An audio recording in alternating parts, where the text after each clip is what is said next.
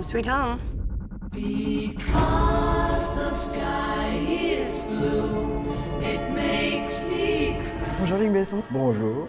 Alors Valérian, c'est les images, les décors, les paysages, les costumes. C'est sans aucun doute un film qui plus un film, c'est un spectacle qui nous emmène dans un univers qui est magique. Justement, quelle est l'émotion que vous souhaitez que le public ressente à leur sortie du film? Je vais vous raconter une petite histoire. L'autre jour, il y avait ce Coréen de 15 ans avec une crête rouge sur la tête qui m'a dit « Mon film préféré, c'est Subway ». Et j'ai juste réalisé qu'il était même pas né quand j'ai fait le film. Donc on ne sait jamais. Il y a des gens qui adorent un film pour un truc, il y en a qui le détestent pour un truc. Et sincèrement, on ne peut rien faire. Donc ma responsabilité s'arrête le jour de la sortie. Voilà, c'est mon film, c'est mon bébé, je l'aime, je l'adore, je suis fou amoureux du film. Je ne changerai rien dans le film. Après, je croise des fois des gens avec des larmes dans les yeux qui me racontent le film comme si j'avais rien à voir avec. Ça me fait beaucoup rire. Il y a quelqu'un qui m'a dit « Non mais tu ne peux pas comprendre ». J'ai dit « Ah bon, d'accord ». Je l'ai fait. Et en fait, j'adore ça. J'adore que le film appartienne à chacun comme il veut. Maintenant, je pense que les gens plus jeunes, peut-être les enfants, vont le prendre sur le côté vraiment fun. Il y a des animaux, des créatures de partout. Il y a de la couleur, il y a de la bagarre, il y a de la poursuite. Donc il y a tout ça qui va jouer, je pense, beaucoup. Et puis peut-être chez les adultes, les parents ou les autres, j'ai essayé, sans trop appuyer non plus, parce que c'est pas ma volonté, j'ai essayé quand même de glisser suffisamment de thèmes et de choses qui permettent quand même de... Que ça plaise à tout le monde. Non, pas que ça plaise, mais de réfléchir un petit peu, parce que je suis un petit peu comme ça. Quand c'est juste fun, bagarre, j'avoue qu'au bout d'une demi-heure, je pique un peu du nez au cinéma. Et justement, Valérian et Laureline, c'est un rêve d'enfant. Ça fait des années que vous travaillez dessus. Aujourd'hui, devant le travail accompli, qu'est-ce que vous ressentez? Je suis soulagé. Je pense que je ressens à peu près la même chose qu'un navigateur solitaire qui a fait le tour du monde et qui voit la côte. Je me dis, ça y est. Ça y est. Voilà, il est fait, il est là, et il sera porté par certains et pas porté par d'autres, et il fera sa vie, et il sera là, j'espère, comme mes autres films, dans 15 ans ou 20 ans, où les gens continuent à en parler. Ça me fait extrêmement plaisir. Donc, On espère. Dans le film, il y a, on a dit, les décors, les costumes, les paysages qui sont incroyables, mais il y a aussi la musique qui est très très présente et qui est une composante pour moi primordiale du film. Vous avez choisi les Beatles, David Bowie, Alexiane. Pourquoi avoir fait ces choix qui finalement vont hyper bien avec le film, malgré le fait que ce soit des musiques certaines d'avant?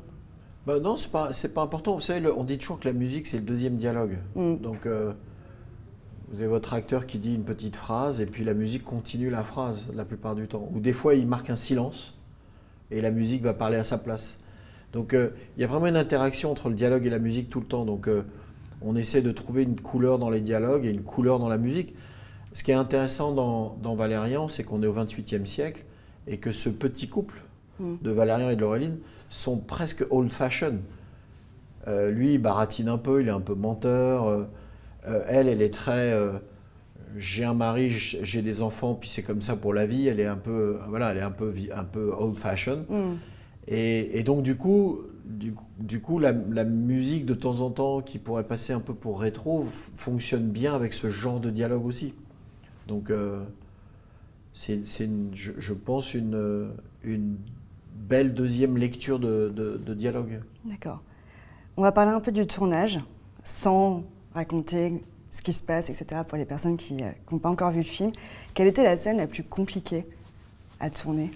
Bah, je sais pas. En plus, moi, ça me gêne pas trop maintenant qu'il est là, le film, ça me gêne pas trop d'en parler. Et bien au contraire, parce que ce qui est intéressant, c'est que Valérian et Laureline sont presque, pour moi, sont des acteurs de quelque chose qui est beaucoup plus gros que eux. Puisque le plot, qu'on pourrait appeler ça le plot du film, c'est vraiment l'histoire de ces perles, qui sont un peuple, qui sont extrêmement beaux, totalement apolitiques, totalement enfin pas anti-commerce, ils ne savent même pas ce que ça veut dire, Ils sont d'une générosité, d'une simplicité. En fait, j'ai essayé de faire le peuple dont je rêve. J'aurais tellement aimé que les êtres humains puissent être aussi parfaits que les Pearls, parce que vraiment, ils sont parfaits. Ah, ils sont peut-être même agaçants tellement ils sont parfaits, parce qu'ils sont même gentils entre eux, il n'y a jamais de... voilà. Et ce peuple-là, qui vit dans une planète qui est vraiment, alors là, un paradis, oubliez les Maldives et les Seychelles, là, c'est vraiment le paradis absolu. Et ce paradis va s'effondrer. Et pour rien. Pour du commerce, pour de la bêtise, pour de la guerre, pour de la politique. Et d'un seul coup, ça devient très actuel. D'un seul coup, on s'aperçoit qu'on a l'impression de lire les journaux de la semaine dernière. Et c'est ça qui m'intéressait beaucoup, c'est d'essayer de parler un peu de ce vivre ensemble. C'est très étonnant aujourd'hui. Les gens ont un problème parce qu'ils n'ont pas tout à fait la même couleur que nous, ils n'ont pas la même religion que nous.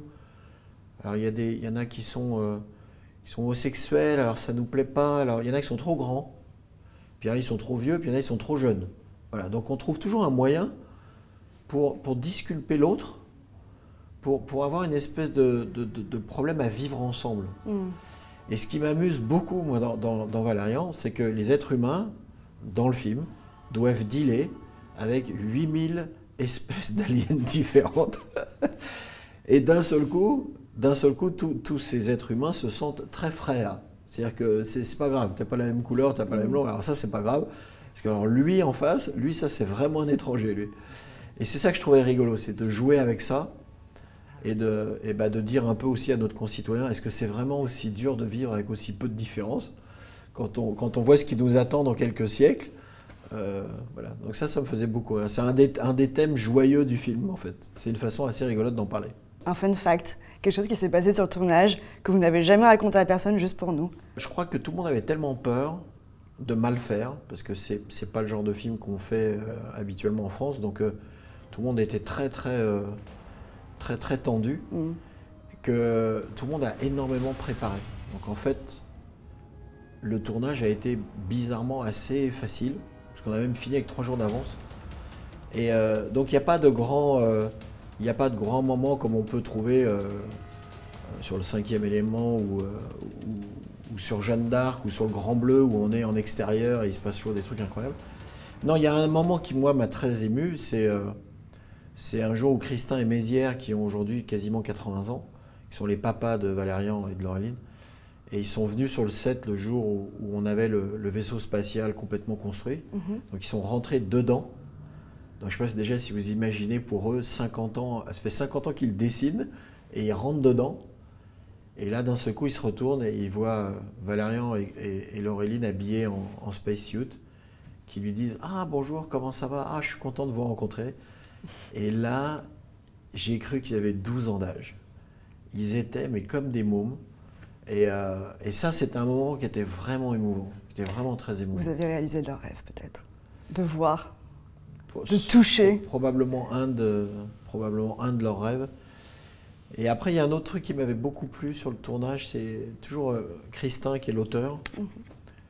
Et moi, je tenais vraiment beaucoup à les respecter, à être bien sûr que je ne trahissais pas leur vision de Valérian, etc. Et pareil, Christin, qui a toujours un petit vieux comme ça, qui a 80 ans, et qui me dit, tu sais Luc,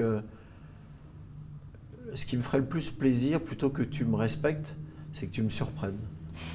Et j'ai trouvé cette phrase incroyable, parce qu'on avait l'impression d'entendre quelqu'un qui avait 15 ans, qui ne vit encore que par la surprise, qui ne cherche pas des lauriers, qui ne cherche pas de rien. Ce qu'il veut, c'est que même lui, il veut que je m'éclate et que lui s'éclate en le voyant. Et ça m'a libéré beaucoup d'entendre cette phrase, évidemment. Merci Luc Besson. Mais de rien, mademoiselle.